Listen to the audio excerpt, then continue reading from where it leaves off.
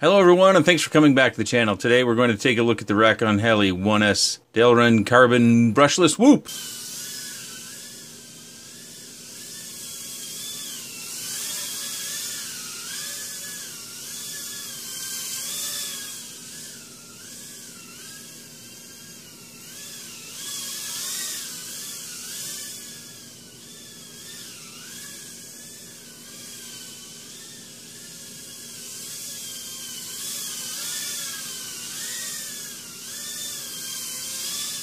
Featuring Raystar 703 15,000 kV motors, the teeny 1S flight controller with an OSD, Raystar 4A ESCs, Turbo Wing 25mm 48 channel camera and VTX, Rakonheli 31mm props, PH20 connector. Mine has a buzzer. It weighs 26.3 grams. The classic Whoop weighs 19.5 grams. My E101 Hoop weighs 21.2 grams. It does appear to measure 66 millimeters. My classic Whoop is 64 millimeters. So is my E101 Hoop. I've been mainly flying with these two batteries. The Beta FPV battery weighs 7 grams. Tiny Hoop battery weighs 6.6 grams. These batteries fit in quite nicely. This battery not so much. It still fits in a classic Tiny Hoop case. Look at all those screws. This is an Adam Douglas build. More on that later.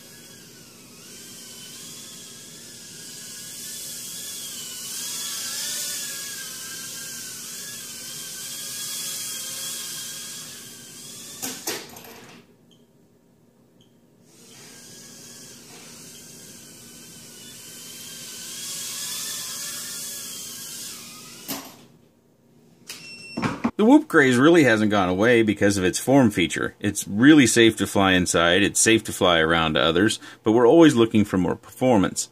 And one of the things I did is I haven't been flying my Whoops inside much because I've done all those other indoor brushless 2S builds for the most part. So what I did was I went back and I started flying this. Now granted, the motors that are in here, they are the Ready-Made RC strict motors, and they're good motors. When I tested them, it's probably been 8 months ago, they were one of the top performers and I really enjoyed how they fly. So I kept going back and forth and flying them, and I do like this one a lot more. I felt like the control was a lot easier. I actually felt like on the defaults for Betaflight that it was pretty straightforward. I really didn't need to tune it much, but I did tune it some. Originally in some of the flight footage you may have noticed there was no OSD, and that's because when I sent the parts off for the build, I didn't have a camera, I didn't have enough cameras that would connect straight up with the OSD. They showed up after they had already been built, so I went ahead and added the camera with the 4 wires so I could get the OSD, because I like that. If you don't need the OSD, we got a buzzer right here. That works perfectly fine. But I will say that you might as well disable VBAT, because it's going to go off within 20-25 seconds, or you're going to have to set it really, really low. That was something that I didn't expect. I didn't expect the VBAT, especially on these high voltage batteries, to come down so quickly. But that doesn't mean that your flight time needs to be 20 or 30 seconds. You've probably already seen in the flight footage, your flight is going to be somewhere around 2 minutes to 2 minutes and 20 seconds. You might be able to get more than that. You might be able to run some two-bladed props. They started doing that to get longer flight times, running two-bladed props. But Jesse Perkins, who does appear on these batteries, and these are made by My Lipo, he, in one of the live streams that I think Benedict did, he talked about how he just liked how it turned better. But if you're looking to get into that multi-GP racing, I believe these are still legal in this category. And I do think there is a whole lot more performance we can get from brushless motors. Of course, working with these tiny little wires, that can be difficult. I know I didn't build this one. Wires, to me, look very, very similar to what we used to see on the 1103 motors. And I use a fingernail clipper in order to strip the wires. There's a little bit of a touch or finesse. Some people have used fire. You take a match and you put it on the end, and then you just pull on it real quick. You can also take heat to burn it back a little bit, whatever works for you. Now to the part about why this is an Adam Douglas build. Adam is a well-known guy on many Facebook groups. I don't know what his handle is in RC groups. I actually haven't asked him that. But he had a post in the Tomo Quads that if you wanted something built, he would build it for you, and he builds at a very reasonable price. I'm not going to quote that price because, well, the internet is forever, and that price may change. But I will tell you this, it's very reasonable. So reasonable, I had him build 5. And the reason why I had him build 5 was I was just getting further and further behind. You've probably noticed recently that I haven't been posting all that often, and it's just because life is keeping me going, keeping me busy, and that's a good thing. But my editing time, producing the videos, and my build time, it's the same time of day. It's late at night when everybody else is in bed, and I just wasn't getting much done. I found myself tired at the end of the day, and I just wasn't getting it done. So I thought, well, let's take him up on it. It's a win-win. I can talk about this build. You get to see one of the builds, and if he can build something like this, he can surely build anything else, because I don't think they get much smaller. And I'll give you a little tip. They do get smaller, and he built one for me, too. This will be appearing later on. This is the Q49, even though it says 58 right here. This is the actual 58. This is the 49. So he can build real small. So if you've got anything else you want to build, whether it's something, a micro indoor brushless like this, or you've got something much larger you'd like him to build, say like an XBL2 from Tomo Quads, and you don't want to build it yourself, I would highly recommend hit him up on Facebook, and I'll link his Facebook down below. He's really easy to find. It's Adam Douglas. He posts a lot in the Tomo Quads Hangout. Also in the Micro Brushless, I believe he posts a lot. But the guy seems to be always building, and I think it's a great way for many of you who might want to have something like this, but are a little bit sketched out by the build itself. You do need to have some skill sets. He's going to build it for you and ensure that it works, but as far as PID tuning, as far as binding a receiver, those are things you're going to have to sort out yourself. So you still need to know a little bit about quads and how they work in order to be able to get one of his builds and fly it. Just because no one can bind it for you and then you get it and it bound, unless you're going to send them your radio too. I guess that's a possibility. So I've got several more builds, and you may get tired of me, but I think it's the right thing to do is to talk about Adam's build on each and every occasion. But as to the flight that I started to talk about a few minutes ago, I like it. I like it a lot. I actually think that this is a really nice balance between some of those 2S ones that I did. Because not everybody has space to fly a 2S indoor brushless. This you can fly much slower. You can adjust your camera angle to where it's a little bit more tepid. I moved mine back a little bit. I propped the front end of the camera up and glued it in there. You kind of see that it doesn't necessarily grab a hold here in the front, but it's going to be just about as safe as this. But anytime you got spinning props, if you have people with long hair around, be careful running into them. We are still protected, but some of their hair gets sucked up in there.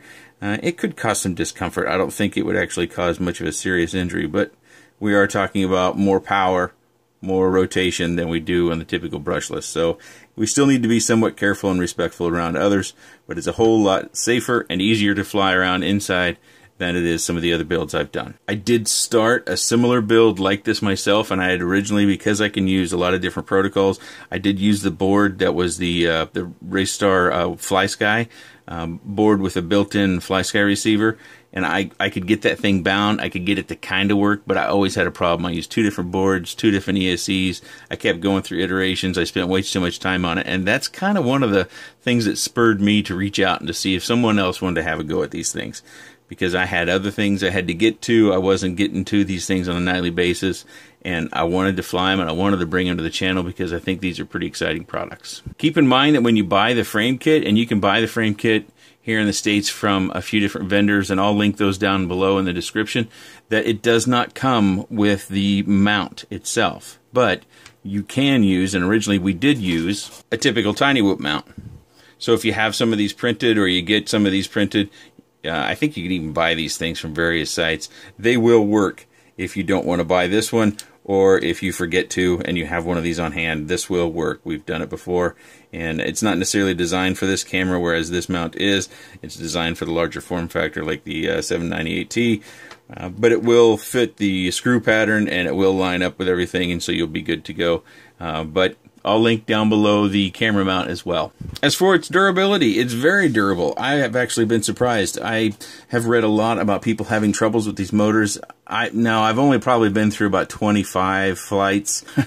I bought a pack of, I think it's 8 of these batteries off of Amazon, and I'll link these down below if you want to give them a go. I really don't notice any difference in flight performance between either one of these batteries.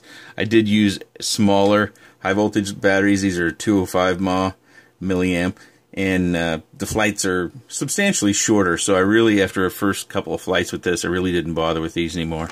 And you can buy these batteries from the Tiny Whoop store, and they'll come labeled like this, or you can buy them straight from my LiPo, and they'll appear slightly different, but they're essentially the same battery. I don't tend to recommend products. I tend to just try to show and talk about my experience with them, but if this gives you any inclination of how much I enjoy this product, I don't think I'll be giving this one away. Sorry.